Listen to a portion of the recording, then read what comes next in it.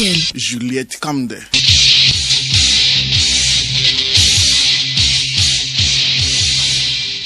Madame, Monsieur, bonjour. Campagne nationale de vaccination de riposte contre la poliomyélite du 15 au 18 août au Togo. Le ministre de la Santé donne le ton de l'opération. Il a administré en personne les premières gouttes du vaccin aux enfants à Toglekope ce matin.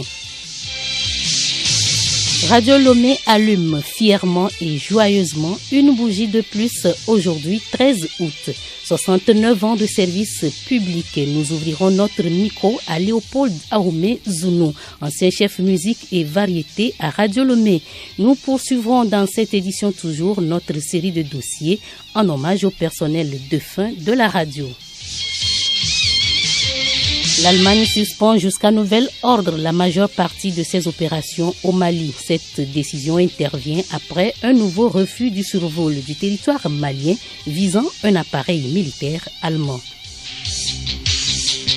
Nos langues maternelles sont en disparition. La coordination pour la promotion des langues nationales du Togo se fixe comme objectif leur sauvegarde. Monsieur Neglo Kossi est le coordonnateur de cette organisation. C'est l'invité du journal. Les autres rendez-vous de cette édition, les sports, les échos du palais et la revue de presse de Léontine Atogima.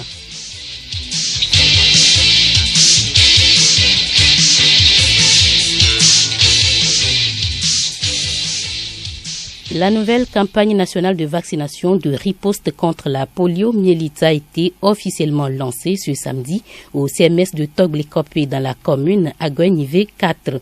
Occasion pour tous les acteurs impliqués de réitérer leur appel à la mobilisation. Reportage Yao Kamake.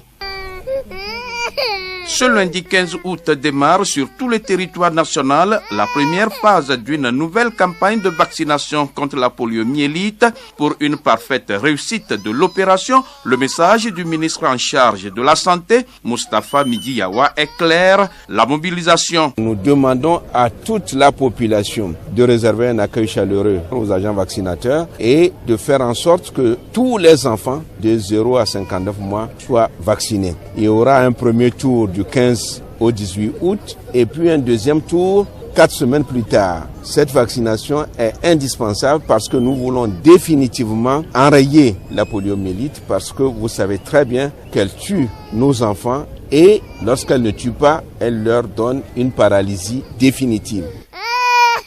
Pour ce vaccin sûr, efficace et gratuit, l'ambition du gouvernement est de ne laisser aucun enfant à la merci de la maladie qui tente de refaire surface.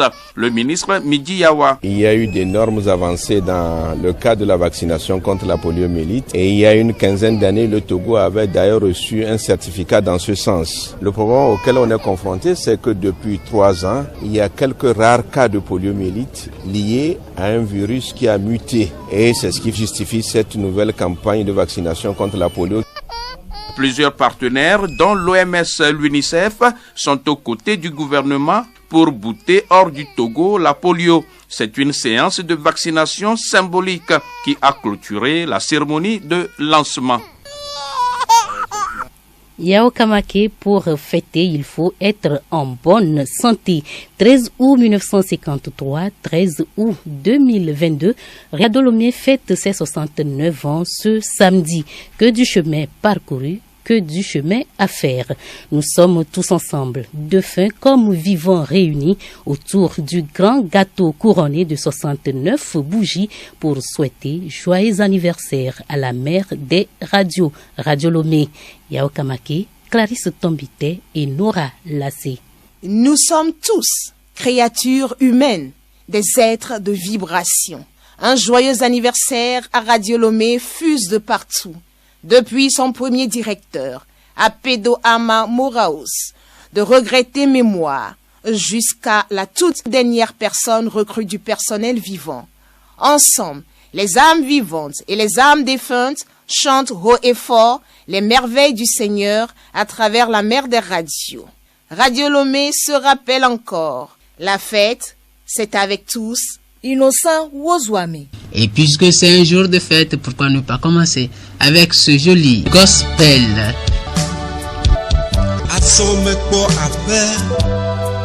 Production, présentation, Innocent Ozouame. Guégué à Javon. C'est demain après-midi que s'achèvent les travaux du 5e atelier international de haut niveau à l'intention d'une quinzaine d'enseignants. Sanda Bassanda, qui avait une manière spéciale à lui de se racler la gorge en vous parlant. Mesdames, Messieurs, bonjour. La production agricole mondiale a doublé depuis 25 ans. Malgré cette augmentation, plus de 500 millions de personnes ne trouvent pas à se nourrir à leur faim. Kumai Bangana.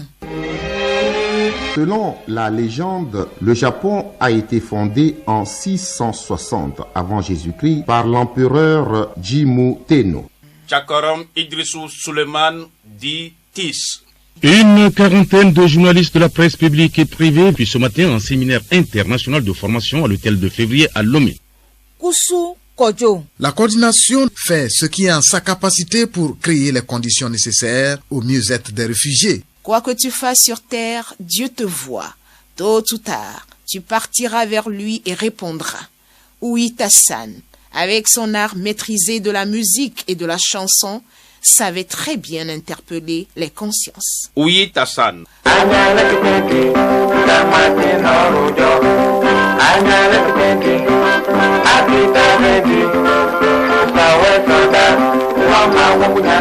Jacqueline Djigwe, amie Françoise. Akakpo Yaovi Aholou, avec sa manière spéciale à lui de dire à vous l'antenne. Après un bon séjour sur terre, c'est la jubilation au ciel. Félix Bokovi, avec son côté artistique, l'a bien chanté. Il est aussi de ce personnel de Radio Lomé que nous honorons à cette occasion anniversaireuse. Kafu, kafu, plebubu, jenami, jubilate, Chers vous tous et toutes partis, Radio Lomé, comme une mère poule, ne vous oubliera jamais. Vous ne pourrez certes plus boire ni manger en ce jour de fête comme les vivants, mais vous trouverez converti votre part en prière pour que la miséricorde divine pleuve abondamment sur vous tous, nommés au cours des hommages ou pas. La mémoire de chacun de vous, sans exception, est honorée. Joyeux anniversaire, Radio Lomé. Dans notre série de témoignages des anciens admis à la retraite, la rédaction reçoit aujourd'hui Léopold Ahomey Zounou, ancien chef musique et variété. Léopold Ahomey Zounou répond aux questions de Alice Berthe Barandao. Léopold Ahomey Zounou, avant votre admission à la retraite, vous étiez chef variété musique. Alors, dites-nous comment vous avez travaillé à Radio Lomé. Je crois d'abord je vais vous parler de mon arrivée à Radio Lomé. Je faisais un commentaire sur un match Petit Poteau à Kondindi à Ouagadougou quand un ancien de Radio Lomé, Sambo Mangouya, m'a détecté et il m'a amené à Radio Lomé. J'ai pris goût et quand je suis arrivé, j'ai passé sur la deuxième chaîne et il m'a confié une émission de variété où j'animais et l'ancien ministre, l'ancien directeur de Radio Lomé, Barossé Bido, était arrivé et il m'a suivi et il m'a félicité et c'est comme ça que ça a commencé à Radio Lomé. Un très bon souvenir pour moi. Alors dites-nous, quelle a été l'expérience la plus marquante de votre parcours? Bon, quand j'étais sur la deuxième chaîne, il y a le chef Géraldo, père son âme, qui m'a appelé disant de passer le voir au bureau. Que Dédé Vincent ne sera pas là pendant 3 jours, de prendre la tranche musique et jeu. Et je suis allé sur cette émission et j'ai eu encore l'appréciation de Barossé Médo. Et depuis ce jour, on m'a confié cette tranche-là que j'ai animée pendant 2 bonnes années. Le coup d'essai a été un coup de maître pour moi. Voilà. Alors, vous êtes parti à la retraite, Radio Lomé, compte tenu de ses prestations. Quel est votre regard aujourd'hui de cette radio? Bon, à l'époque, en 1995, le chef mettait l'accent sur la voix. Et si vous avez la voix radiophonique, vous passez sur des différentes émissions. Alors, c'est ce que j'ai constaté depuis mon départ, mais c'est toutes les voix maintenant qui passent sur Radio Lomé, c'est dommage. J'invite maintenant les chefs à voir ce côté-là pour redonner un blason à notre chaîne internationale qui est Radio Lomé. Et j'ai eu la chance également de suivre 2 jours journaux. Et par rapport, après 2 ans de mon départ, je crois qu'il y a maintenant une amélioration. Surtout la page nationale, qui est vraiment une page très dense. Tous ceux qui sont sur le terrain du reportage maintenant reviennent avec de très beaux commentaires. C'est ce que j'ai apprécié ces derniers temps-ci. J'invite la rédaction à persévérer. Je n'ai pas sur la vision des programmes, mais je mets l'accent sur la rédaction. Parce que j'aime écouter les informations nationales, ce qui se passe dans mon pays. Et c'est les journaux qui m'informent. Merci beaucoup, Léopold. C'est plutôt ce mois. Je voudrais profiter pour vous souhaiter un heureux anniversaire. L'heureux anniversaire à nous tous. Merci beaucoup. Merci. La préfecture de Zio est également en fête. Ce samedi marque l'apothéose de Aïzan ou fête du haricot. L'événement se déroule au stade Dr Kaolo. Elena Sabi est en ce moment sur le stade. Elena Sabi, bonjour, et quelle ambiance prévaut à Tchévia actuellement? Bonjour Juliette Kamder. Oui, la fête traditionnelle à Izan bat son plein ici au stade Dr Kaolo de Tchévier. Personne n'a voulu se faire compter l'événement. Les fils et filles du Zion ont répondu à l'appel et pour la circonstance, ils sont pour la plupart en tenue traditionnelle. Nous venons d'assister à la danse des chasseurs marquée par la simulation de l'exode. Nous avons des hommes et des femmes, les pagnes nouées autour de la poitrine. Certains transportent des canaris ou des fétiches sur la tête. Les différents groupes et les chorales sont aussi de la partie. Au niveau des autorités, nous pouvons signaler la présence de Madame le Premier ministre Victoire Tomega Dogbe en pagne bleue avec une perle autour du cou, du ministre en charge du commerce Kojo Adedje en boubou blanc avec un pagne Lokpo et du ministre en charge de l'environnement Foli Bazi Katari en basin blanc.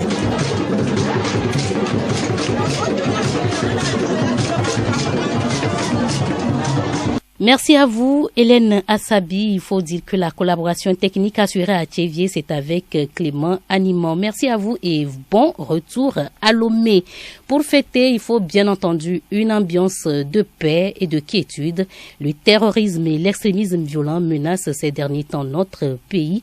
Pour mettre à contribution les hommes de médias dans cette lutte, une vingtaine d'entre eux a été formée cette semaine. Comment le journaliste doit-il travailler pour apporter sa pierre dans la lutte contre ce fléau? Nathalie Banegué dans ce magazine. Ce sont eux qui informent les populations à travers leurs publications et leurs journaux parlés ou télévisés. Face au terrorisme et à l'extrémisme violent qui sévissent, menacent, leur responsabilité en tant que journaliste est grande dans leurs différentes productions. Arim Niaouchaniao, président du Conseil national des patrons de presse. Nous devons raison garder, savoir choisir les mots, savoir traiter les images et savoir filtrer ce qu'il faut servir aux populations parce que justement, il s'agit d'une nébuleuse. Une nébuleuse dont le monde entier ne connaît pas encore les contours. Les autorités du pays et les forces de défense et de sécurité nous appellent à une synergie. Et pour le faire, nous devons apprendre à choisir ce qu'il faut servir aux populations et ce qu'il faut servir pour encourager et davantage créer cette union pour faire front à ce phénomène que nous tous, nous sommes en train aujourd'hui de vivre et que nous sommes en train de chercher à combattre. Pour y parvenir, les hommes de médias doivent alors collaborer avec d'autres forces impliquées dans ce combat. Eligoka Adokanu, président de l'initiative des journalistes africains pour la citoyenneté. Parfois, les activités médiatiques que nous menons peuvent compromettre en temps de crise sécuritaire les efforts qui sont faits par les forces de défense et de sécurité. Et donc, il s'impose à nous une certaine collaboration pour pouvoir nous aider ensemble à évoluer, à éradiquer ce mal. C'est nous qui commentons l'actualité, c'est nous qui déchiffrons des codes liés à des messages. Aujourd'hui, il est important que dans cette collaboration avec les forces de défense et de sécurité, nous puissions être soutenus. Moyen d'action politique. Le terrorisme se distingue en deux. L'un en situation de guerre et l'autre en situation de non-guerre, tel que vécu aujourd'hui par le Togo.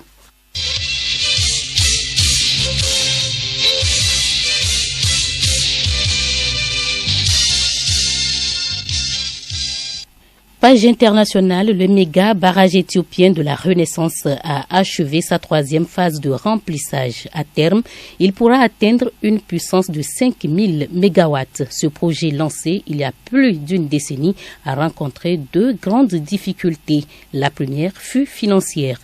L'Éthiopie assure n'avoir reçu aucun soutien extérieur pour construire ce méga projet, évalué à 4 milliards de dollars.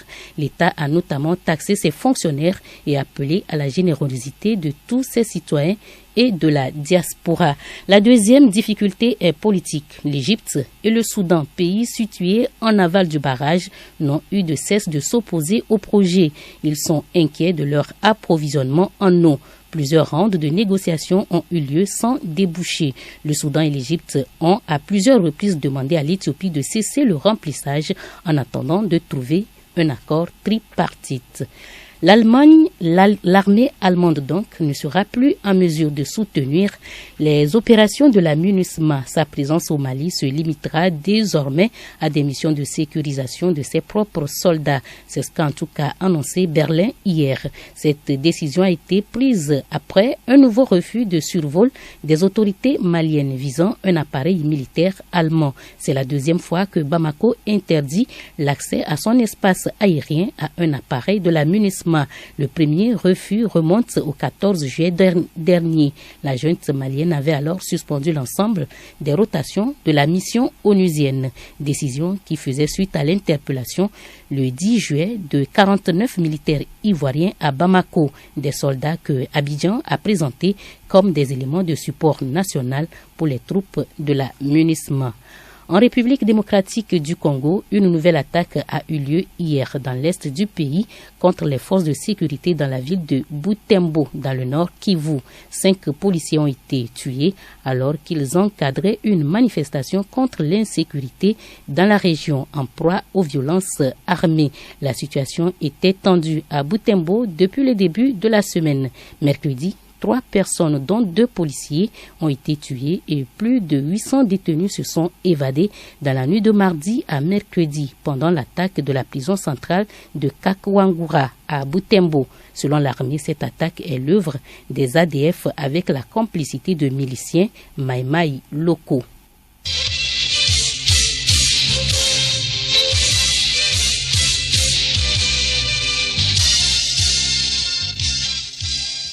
La coordination pour la promotion des langues nationales COPLAN Togo est sur le terrain depuis 2017. Elle travaille pour valoriser et garder nos langues maternelles. Ses activités sont notamment la formation, la traduction, l'interprétation et la création et le renforcement des centres d'alphabétisation en langue nationale. Nous recevons aujourd'hui Monsieur Neglo Kossi. Il est le responsable de la coordination pour la promotion des langues nationales au Togo. Monsieur Neglo Kossi, bonjour. Bonjour madame. Que devons-nous entendre par langue nationale? La langue nationale est considérée comme une langue propre à une nation ou à un pays donné.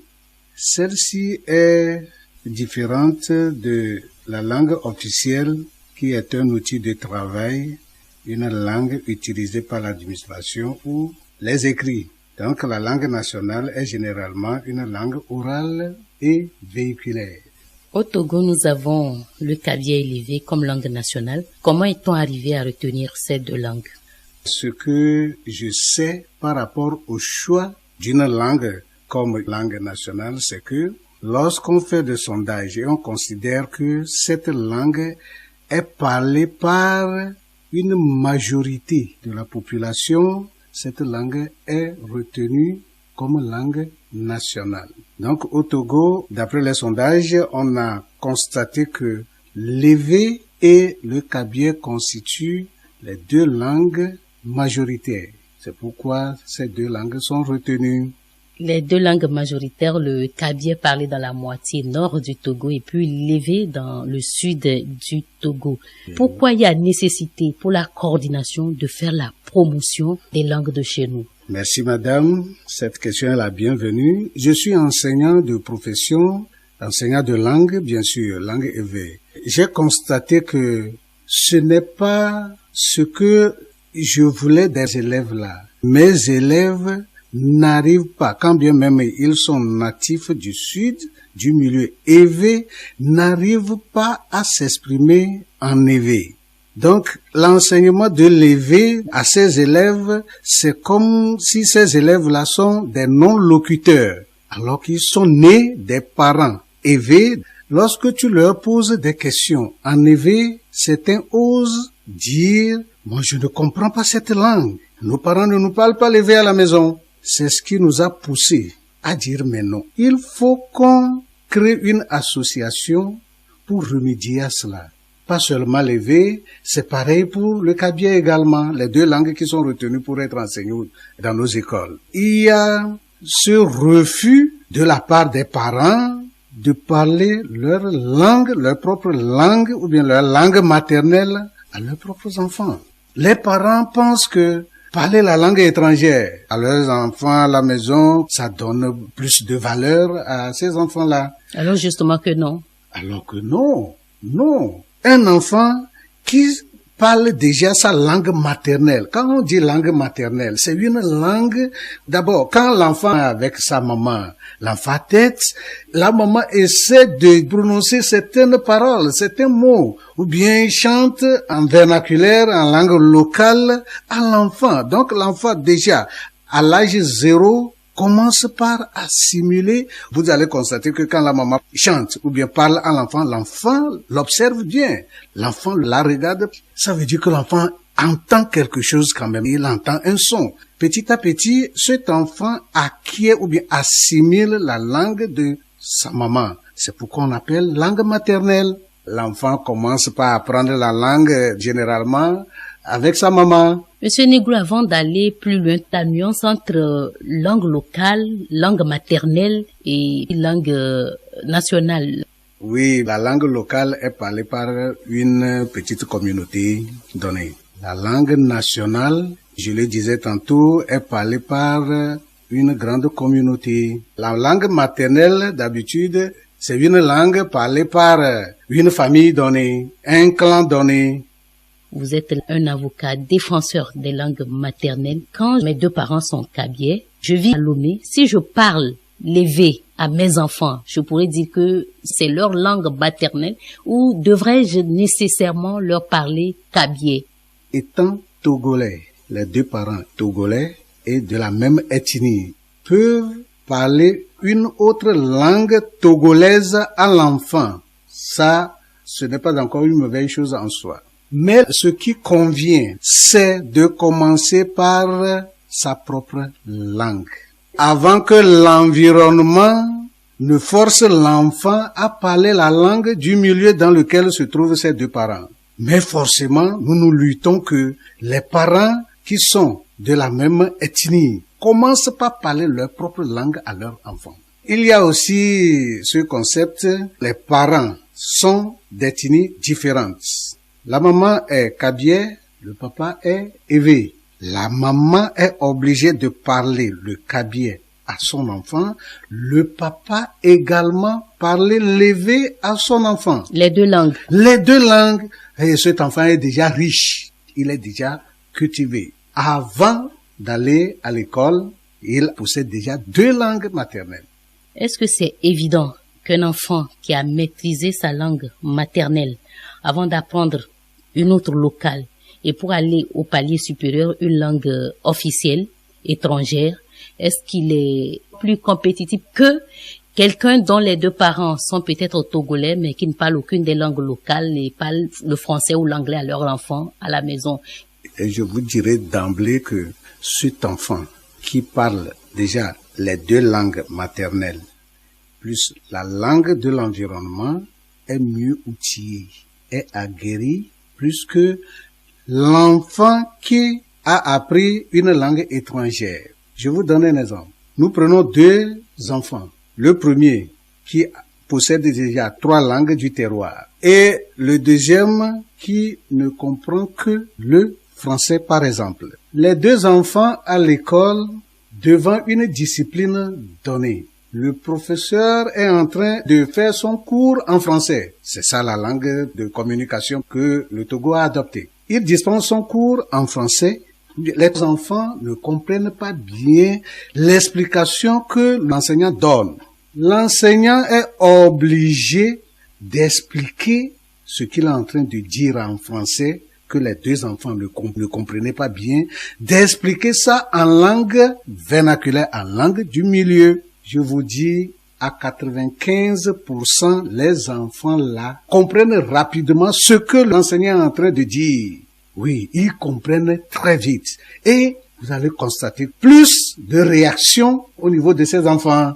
C'est parce que l'enseignant a su expliquer ce que l'enfant ne comprenait pas bien en langue étrangère. L'enseignant a su expliquer ça en langue locale.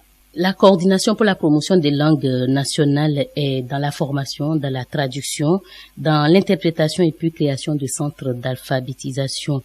Vous avez récemment organisé des formations sur tout le territoire national, les 2, 3, 4 où vous étiez dans le nord. Et puis vous avez bouclé jeudi une autre formation à Lomé, c'est pour la langue EV. En quoi ont constitué les modules de formation? La première étape, précisément à Soutouboua, où on a rassemblé tous les enseignants qui enseignent le Kabyé du sud au nord jusqu'à Senkasé sur plusieurs modules. D'abord, notre slogan, c'est « Ma langue, mon identité ». Alors, nous avons invité des anciens des académies Kabyé, je parle du nord, ça, de la partie septentrionale, pour venir nous expliquer, nous, en tant qu'enseignants de langue nationale, comment cette langue nationale constitue notre identité. Deuxièmement, la tradition, la chefferie. Donc, l'enseignant doit savoir ce que c'est que la tradition et inculquer ça aux enfants. Certains pensent d'emblée que la tradition, c'est de l'idolâtrie, ça n'a rien à voir avec le chrétien. Non, il faut qu'on nous éclaire là-dessus. Maintenant, la chefferie. Comment s'organise la chefferie dans notre pays, en milieu Kabyé par exemple, et en milieu éveillé? Donc, nous avons invité aussi des gens en ce sens pour nous éclairer là-dessus. Et en tant qu'enseignant de langue nationale, nous avons des règles grammaticales à maîtriser. Donc, la langue, mon identité, les chefferies, la grammaire de nos langues nationales, comment élaborer un test et plus loin un roman. C'est ce qui a été fait. Quels sont aujourd'hui les défis pour la COPLAN? COPLAN a un grand défi à lever. Nous avons constaté avec ces deux formations qu'il faut un soutien matériel et financier pour pouvoir atteindre nos objectifs. Avant de réaliser ces deux étapes de formation, nous avons eu des hommes de bonne volonté qui ont appris de nous et qui nous ont soutenus. Nous ont fait des dons. Les centres de formation qu'on louait nous sont donnés gratuitement. Ça, c'est louable. Maintenant, il reste beaucoup de choses à faire. Nous sommes une association qui est en train de promouvoir plusieurs langues, toutes les langues du territoire qui ont l'alphabet qu'on peut lire, écrire et apprendre. Depuis 1975, où on a décrété les deux langues comme langue nationale. On a commencé par les apprendre à l'école et peu après, on a laissé tomber. La faute se situe au niveau de nos gouvernants. Je salue Feu et Adema qui s'est battu pour décréter les deux langues comme langue nationale. C'est pour un rapprochement des peuples togolais. Si ces deux langues sont retenues, c'est pour un rapprochement des peuples togolais. C'est une politique à saluer. Et je dirais ceci aussi. C'est une doléance que je lance au niveau du gouvernement, qu'on crée un ministère pour la promotion des langues nationales, comme ça existe dans d'autres pays de la sous-région. J'ai fait des recherches et j'en connais tant. Qu'on crée un ministère. Si c'est qu'il y avait un ministère en ce sens, je pense que depuis 1975, on devait franchir cette étape-là. Et le Togo serait plus développé. La population doit émerger et dépasser l'étape où nous sommes aujourd'hui. Vous avez lancé un appel au gouvernement On espère que ces paroles ne sont pas tombées dans des oreilles de sourds et qu'elles feront leur effet. On va parler cette fois de langue étrangère. Il n'y a pas très longtemps là, le ministre en charge des enseignements primaires et secondaires a fait sortir une note dans laquelle il invitait le personnel relevant de son département ministériel à parler l'anglais les vendredis. Vous qui faites la promotion des langues de chez nous, quel regard portez-vous sur cette situation? Au niveau de Coplan, nous ne soutenons pas tellement cette idée, d'autant plus que depuis que nous sommes en train de parler de la promotion de nos langues nationales, rien ne se fait en ce sens. Bien sûr, nous enseignons ces langues maternelles, les 2 langues nationales, de la 6e en première. Jusqu'alors, il y a un point d'interrogation sur l'enseignement de ces 2 langues nationales en terminale. On les enseigne comme matière facultative et non matière fondamentale. Et vous auriez souhaité que ce soit des matières fondamentales. Mais bien sûr, dotées de coefficients tout comme les autres matières. Mais il faut qu'on l'admette aussi dans les classes de terminale. On dira qu'il n'y a pas des enseignants, mais qu'ils contactent Coplan pour leur fournir les enseignants. Nous avons pas mal d'enseignants de langue nationale au Togo. Nous avons déjà anticipé au programme du gouvernement peut-être qui cherchera à former les enseignants dans les jours à venir. Nous les avons anticipés en mettant déjà certains enseignants à leur disposition, qu'ils fassent appel à Coplan Togo pour leur fournir des enseignants qualifiés. Peut-être qu'ils vont former dans les ENI et à l'ENES pour lancer sur le terrain. Monsieur le coordonnateur de Coplan, avant de finir, je voudrais juste préciser que la formation dans les 2 parties du Togo au nord et dans le sud, ce n'est pas parce que les langues vont être, ce sera levé dans le sud, le Kabia. En fait, les enseignants, ce sera pour les 2 langues sur toute l'étendue du territoire. C'est ce que je voudrais que vous précisiez. Bien sûr, sur toute l'étendue du territoire, avec les levées comme langue principale au nord, au sud, voilà. C'est-à-dire que l'enseignant de Kabié doit enseigner le Kabié comme langue nationale principale au nord, élevé comme seconde, c'est-à-dire on parle de locuteur et non locuteur. Voilà, donc on renforce plus le Kabié au nord, l'élevé vient en second plan. Au sud, c'est l'élevé qu'on renforce et le Kabié vient en second plan. Mais les 2 langues s'enseignent simultanément. Monsieur Neglo Korsi, je rappelle que vous êtes le coordonnateur de Coplan, la coordination pour la promotion des langues nationales du Togo. Merci. Merci, madame.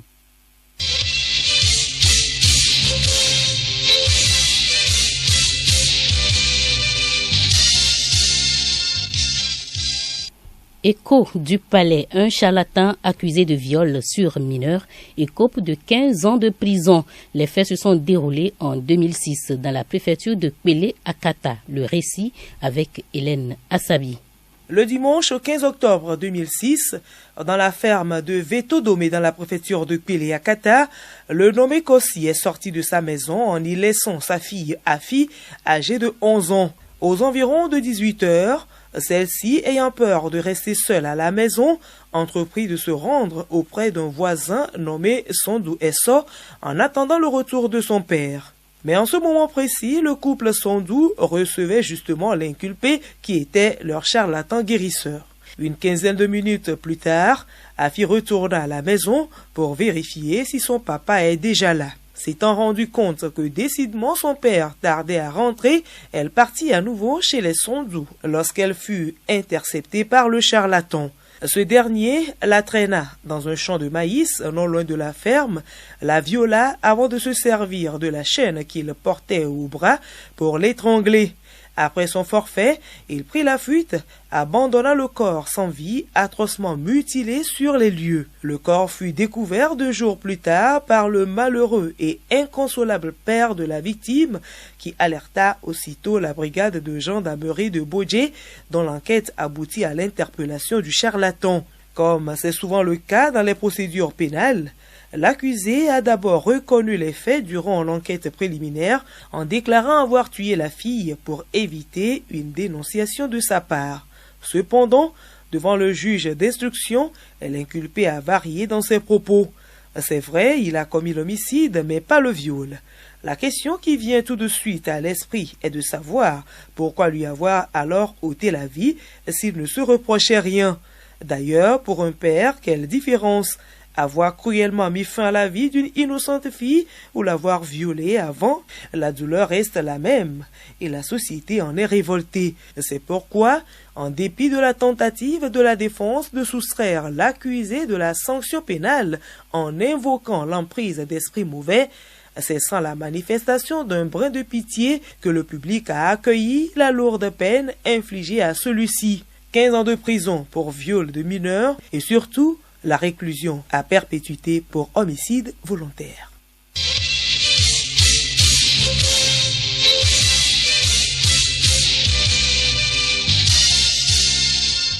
Les sports du football. Voici les affiches de la 10e et dernière journée du championnat féminin.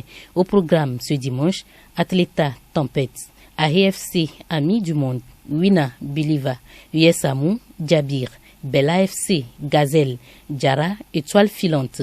Les 3 premiers de chacun de ces 2 groupes seront qualifiés pour la phase finale appelée Play-off. Sans transition, nous passons à la revue de presse de Léontine Atogima. Les sujets abordés, la vie chère, le terrorisme, des situations qui inquiètent le gouvernement et aussi les gouvernés. Les prix des produits de première nécessité flambent, l'augmentation des salaires des fonctionnaires, des agents du privé et des pensions de retraités s'impose, implore la dépêche.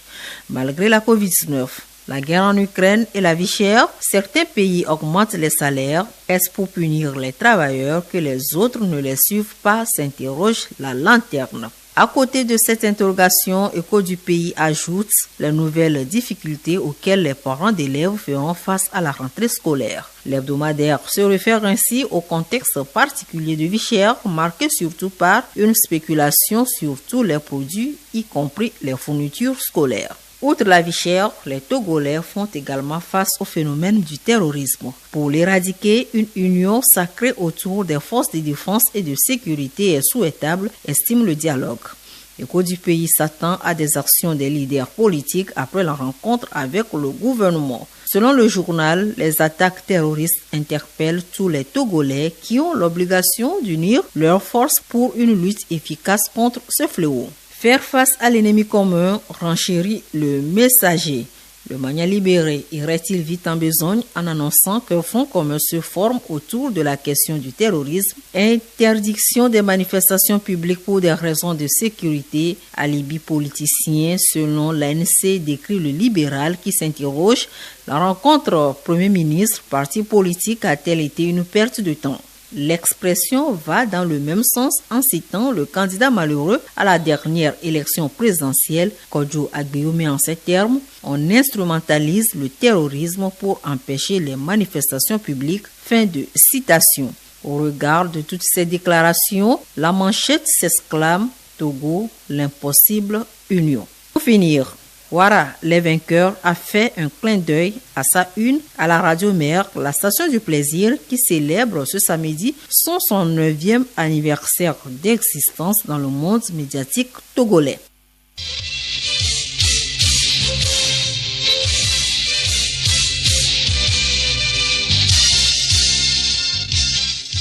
Pluriel, le magazine hebdomadaire de Radio Lomé.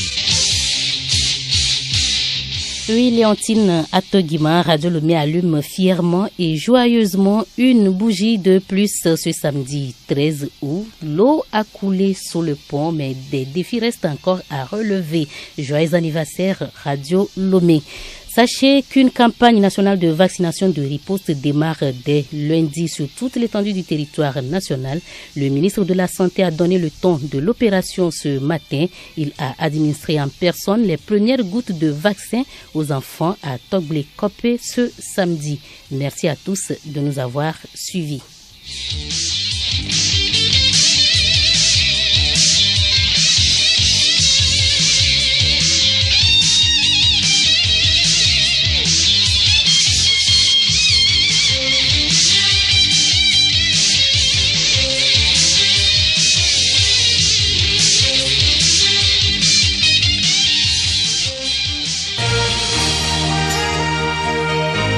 Radio Lomé, boîte postale 434, email radiolomé@radiolomé.tg. radiolomé.tg